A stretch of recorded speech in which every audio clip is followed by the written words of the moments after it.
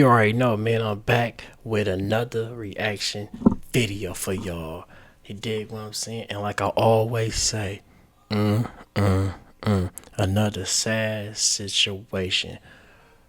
We reacting to this video with some horror things happening where a couple of people was unalive for the situation went on at a workplace or whatever. I don't know. We gonna get right into it. But before we get into this reaction video, hey, I want to say to all my subscribers, man, I appreciate y'all to support my channel. Hey, I appreciate y'all if you hit that notification bell for me too. Don't forget, hit that notification bell for me so when I drop a video, you'll be getting notified every time you see a video drop on YouTube. You dig what I'm saying? And I love the support that you're giving me by supporting my channel, watching my channel and everything. I really appreciate it. And if you're new to my channel, hey, before you click off or decide to do anything, man, hit that bell for your boy, man. Once again, hit that bell. Turn me up. Share my content. I really appreciate the love from you too. You dig what I'm saying? Subscribe to my channel, man. Be part of Big FC TV. You dig what I'm saying? Family. And let's get right into this reaction video because I don't want to hold your love for too long. Normal. If I personally didn't know of the backstory of it, I would probably just click off of it, thinking there was nothing wrong with it. But if you look very closely at the water, there is this shape poking out of it that looks like some kind of animal's head. Well, this is wrong. This shape is a man. I know it doesn't look like it, but it is. It's unfortunately of this man, Jamel Dunn. Now, this case happened a bit ago in 2017, and I can guarantee you by the end of it, it will make you quite disturbed and very angry given the people involved with this. Now, to understand more about Jamel, he was a 31-year-old disabled man. He had to use a cane to get around, which stemmed from being shot in a prior incident, after which he spent over a year learning to walk again. He was also a father of 2 young daughters. Also, he had multiple tattoos, with one saying blessed and chosen. Another thing to note is he lived in Florida, which is very important to know later on. Now, on July 9th, 2017, Jamel would have an argument with his mother and his fiance, which led him to get very mad. Now, this next part is where things just don't really add up, which could maybe lead into his disability. But after he would have this argument with them, he would be seen on a neighbor's surveillance footage walking and then scaling a fence. And I want to make this very clear. He would then willingly walk into the retention pond that was near his house. The video showed him limping toward the pond, sitting for a moment, and then removing his hat and shirt before wading into the water. See, here's the thing, he was disabled and needed a cane to walk.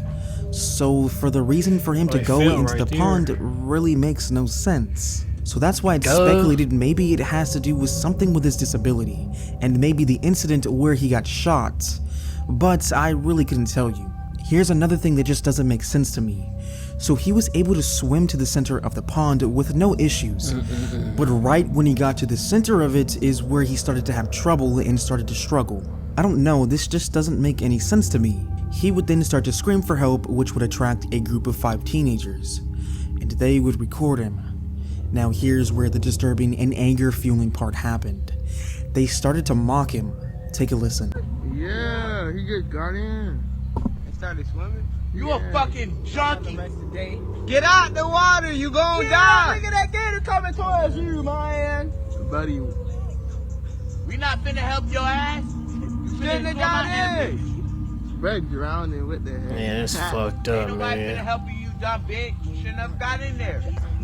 Dumbass. Yeah, Damn, bro, so fucking buddy dumb. off that 40. Hell yeah, Brian, he's off the fort. Damn, where he at? Hey, buddy off that. 85, bitch. Y'all don't understand. Yeah, bitch, you should never got in there. Oh, he's crying. Bro, what, bro? They out of pocket. Hey, bro. They would record and laugh at this struggling and drowning man instead of helping him or at least calling the police. They would say he just died while laughing, and saying we aren't gonna help you while also laughing.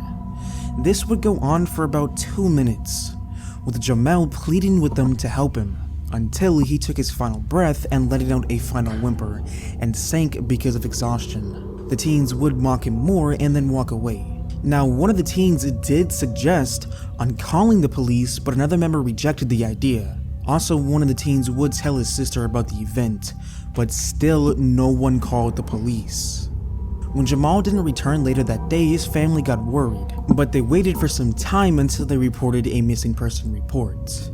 They reported him missing on July 12th. Now, the police really didn't have any leads to go off on, until on July 14th, the police would get a call from someone in the neighborhood saying there was a body floating in the retention pond. Police and fire rescue would respond to the scene, and they would pull the body out of the water.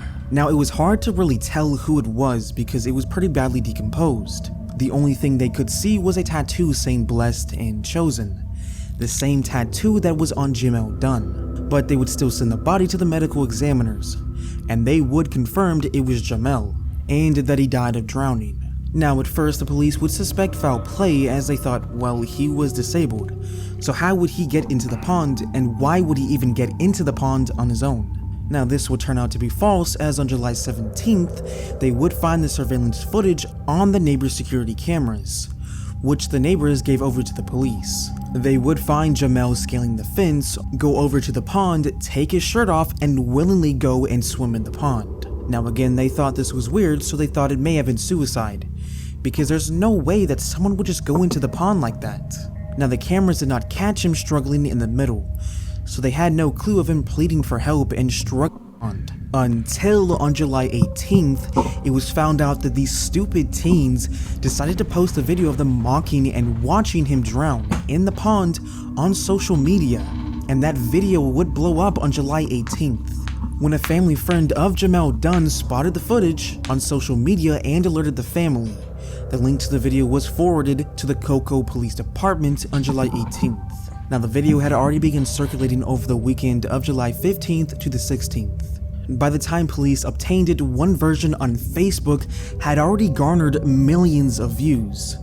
Upon viewing the footage, detectives were able to provide a clearer picture of the events from July 9th, confirming the presence of the teenagers and their failure to intervene. Now, you'd think they would get arrested for this, but no. Now, here is where being in Florida comes into play. Florida law, like most US states, does not have a duty to rescue stature. This means bystanders are not legally required to provide assistance or even call 911 when they witness someone in danger. While the Cocoa Police Chief initially recommended a misdemeanor charge for failing to report a death, the state attorney's office announced it would not pursue those recommended charges. Prosecutors determined that the statute regarding reporting a death did not legally apply to the teenagers' actions in this specific case. So the group, aged 14 to 16 at the time, remained free throughout the investigation and were never formally taken into custody. Although, since this case did bring in a lot of public outrage, Florida lawmakers introduced the Jamel Dunn Act, which sought to require bystanders to report a death or provide aid. Dunn's funeral was held on Saturday, July 29, 2017, at the Zion Orthodox Primitive Baptist Church in Cocoa, Florida. His casket was carried to the church in a white horse-drawn carriage, led by a procession of family and friends. Many of the more than 200 mourners wore red, which the family requested to represent love and vitality.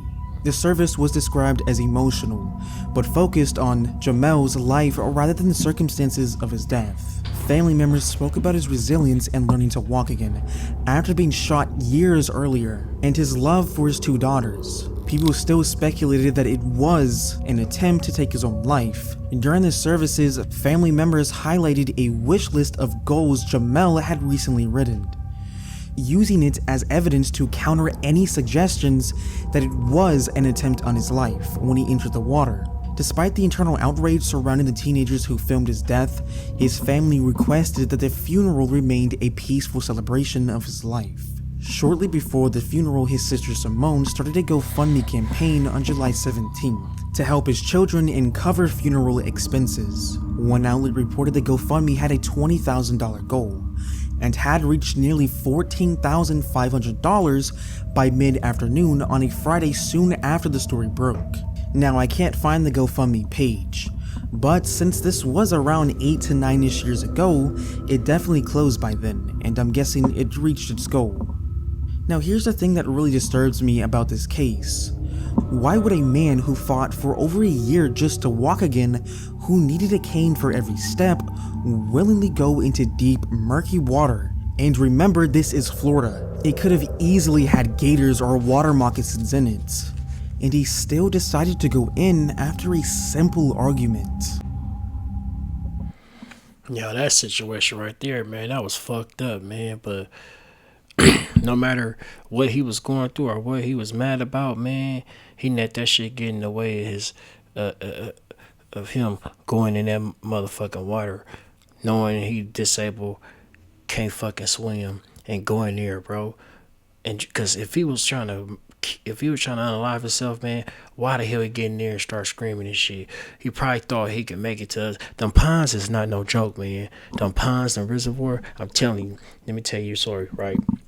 Before I get back into this right quick. So, right, we go to, it was when in Sacramento we went to, you know what I'm saying, for my nephew birthday and shit. So we went out there, man, and I'm talking about, bro, that motherfucking shit was so crazy, man. It's cold and everything. So my niece, she jumped off the bridge, you know what I'm saying, and it seemed like she was drowning.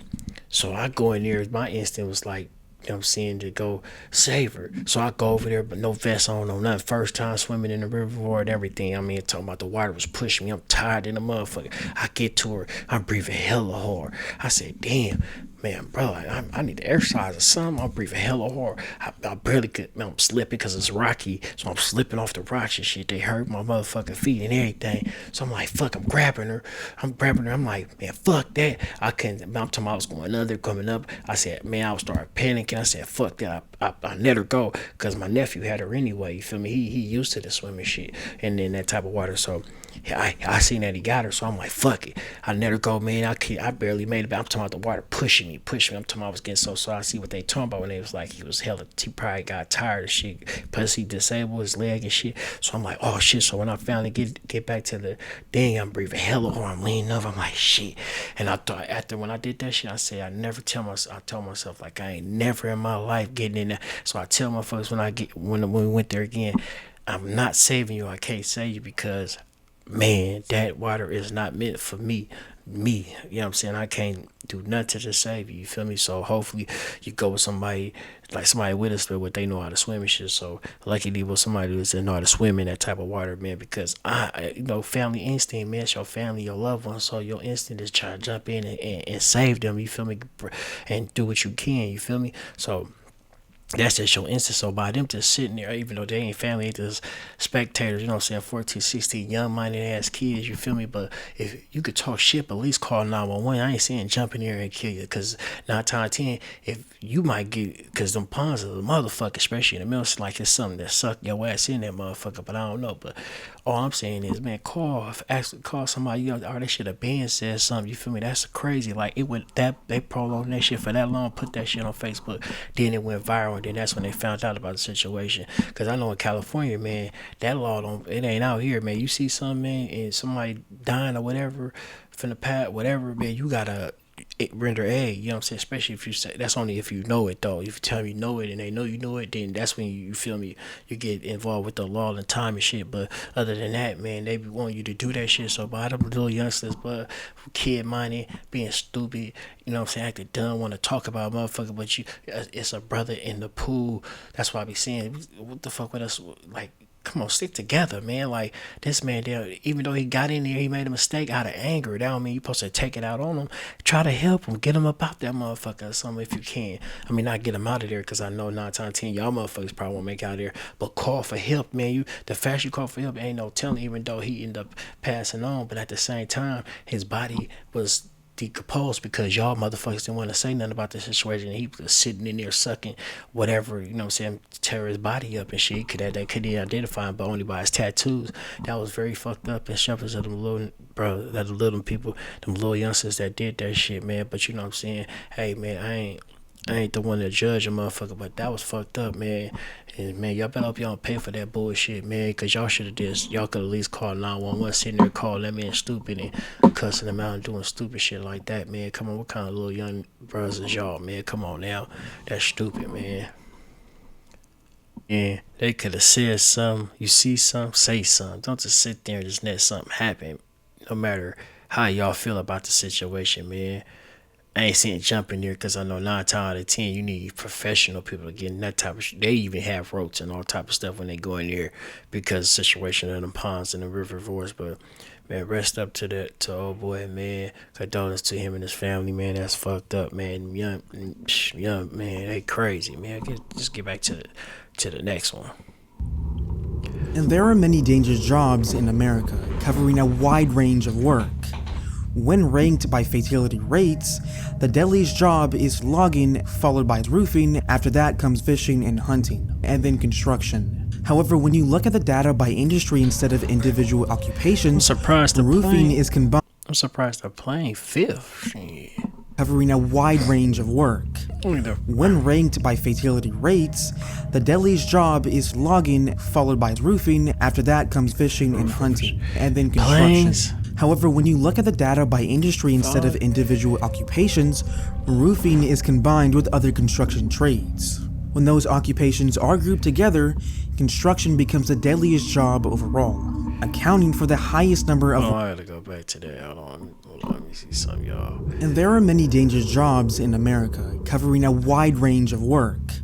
When ranked by fatality rates, the deadliest job is logging, followed by roofing, after that. Hold on, so they got roofing. I did roofing. I used to be spooked up there when I was doing roofing. I'm talking about even with the harnesses and everything on. Man, I'm talking about, man, that is, I can't, I'm scared of heights, man. But fishing, I understand that. Construction, man, when I was working, there was a lot of construction jobs where I went. I remember they were telling, they like, drive this up the, the hill was like this. And they talking about drive it up the hill. I said, man, you must be out y'all rabbit ass mind. I ain't finna drive. Man, they ain't let me go. They ain't let me go, like, fire me, but they ain't let me call me back to that site. Cause I'm like, man, hell, man, like, man, come on, man. Tell one of the motherfuckers to do that shit, man. I'm talking the hills like this. And even on a big ass truck carrying dirt. I said, man, I ain't finna do that shit. But man, the plane though, the plane 5, that's crazy. But Fishing and hunting, and then construction. Then they got what else they got right here? Dang, I missed it, y'all. Let me see. Hold on. I'm trying to see what this Hunting. I'm trying to see what. Damn, I missed it. Well, forget about it. Man, I think it's delivery driver, though. When you look at the data by industry instead of individual occupations, roofing is combined with other construction trades. When those occupations are grouped together, construction becomes the deadliest job overall, accounting for the highest number of workplace deaths. Now, these deaths are what you'd probably expect to see on a construction work site. But what makes this case specifically unusual is how it played out, and how different it is to most of these deaths, at least part of it is. As where it happened isn't really a place you'd expect this to happen. Now, on March 4th, 2022, Aaron Henderson arrived at the North Central landfill in Polk County, Florida for. But y'all see, hold on, that can't be true. Aaron worked as a spotter and a traffic control employee. Basically, he would direct the flow of heavy dump trucks as they arrived and departed to unload waste. And then he would provide ground-level guidance for large vehicles and heavy equipment operators to ensure safe movements within the active landfill site. He was employed through Serta Temp, a staffing agency contracted by Polk County to provide labor for the landfill operations. And at the time of March 4th, I knew it. Look at y'all. Hell, man, look, he need to go, man, God rest his soul, man. No, try to talk about you, like that, man, but these teeth, bro, though, come on, man. I wouldn't even be smelling in the picture if my teeth was like this. Look at this burn right there. All of the, man, his shit is fucked up, man. Like I say, no disrespect to the dead, but come on, bro. Keep the mouth closed if you could be looking like this, though, man. It could burst them things for a couple of weeks, man. And then crack a smell, man. I know you seen that, man. Come on, bro. Better than that, but sad situation right here. Like I always say with these teeth, man, you gotta take care of them teethuses, man. Get back into it. Working at the landfill for only a few weeks. Now, as the day dragged on for Aaron, at some point after doing his job very well, nature would call, or he needed to use the restroom. So he would go to where the porta potties are. Now, I can only assume given the information provided later that they changed where the porta potties were. Now, I'll tell you why in a bit. But he would go where they were, and they were located on the opposite side of a steep embankment. So kinda like this. He would go inside to do his business. Now, for whatever reason, they had the porta potty very close to the active work zone, which makes no sense as the porta potties, on most sites at least, are a bit away, or at least farther than where this was, and they are usually surrounded by fences and easily visible. But as I said, for whatever reason on this site, it just wasn't the case. Now, while Aaron was doing his business, a bulldozer would be working very close to where the porta potty was, collecting trash and soil. At some point, the bulldozer would push the trash and soil up the slope, which was his job. So I must point this out, the driver of the bulldozer had no clue the porta potty was even near where he was, which is why I'm assuming that they must have moved the porta potty there probably that day or very recently, because it doesn't make sense for him not to know where it was if it had always been there. But as he was pushing the soil and trash over the wall or this embankment, he would unfortunately go up the exact section where the porta potty was. And to make this all even worse, bulldozers have some major blind spots.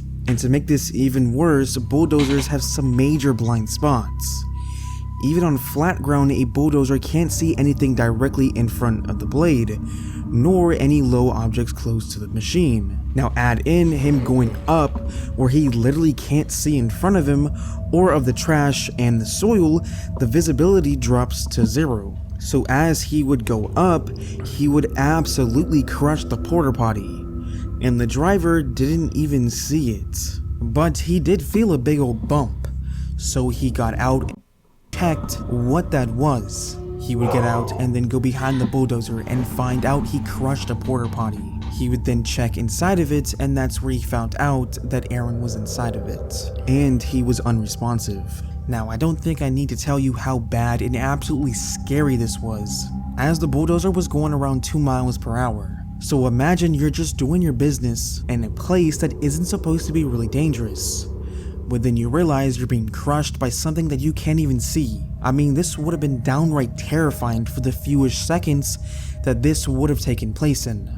Emergency services were called, but there was really no saving him, as he was crushed by the bulldozer inside the porta potty. OSHA would be called and they would come inspect everything.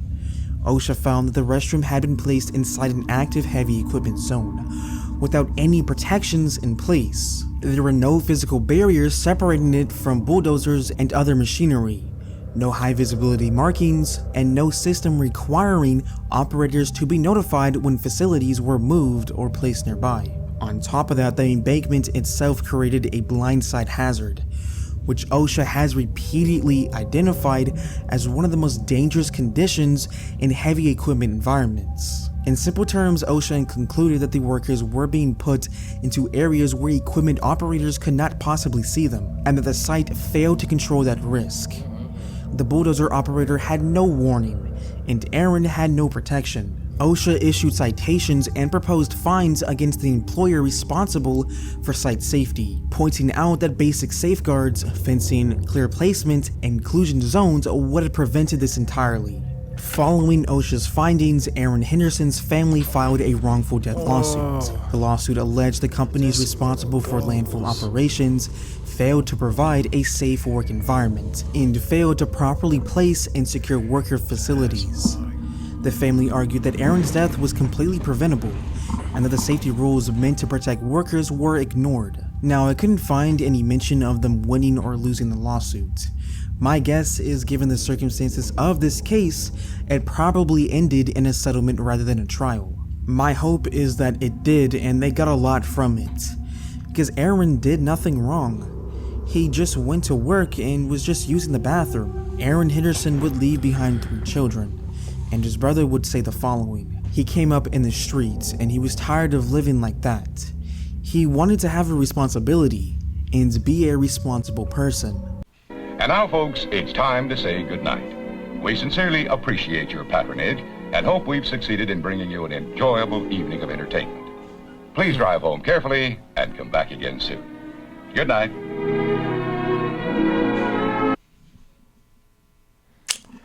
Man, that was a messed up situation right there. Hey, that construction site was kind of like, y'all remember that show, Thousand Ways a Day? I mean, A Thousand Ways a Day. I said, A Thousand Ways to Die, or even Final Destination. But Thousand Ways to Die, that was kind of like that type of scenario right there. Like, that was some crazy ass shit that they, because I know on construction sites, I know when I was working there, they don't even be tripping off really like safety into OSHA, because OSHA don't play. So as soon as they see OSHA, sometimes they be under with it though. But as soon as they see OSHA, that's when they feel like want to really, you got some that really be on some safety shit, but you got some that just don't give a fuck. They just be like, they just want you to work and shit. You feel me?